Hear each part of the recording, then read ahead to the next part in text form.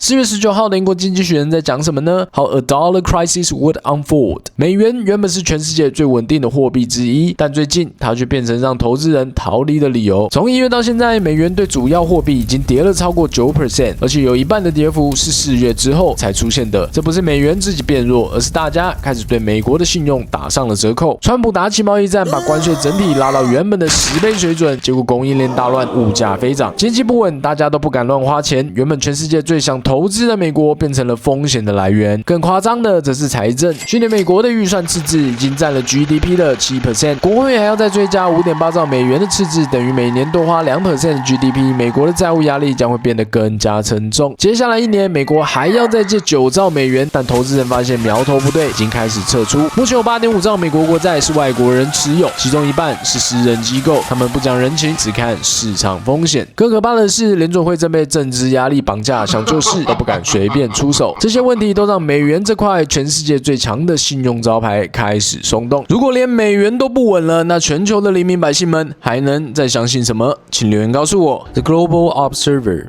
高端的知识，轻松的解释，我们下次见。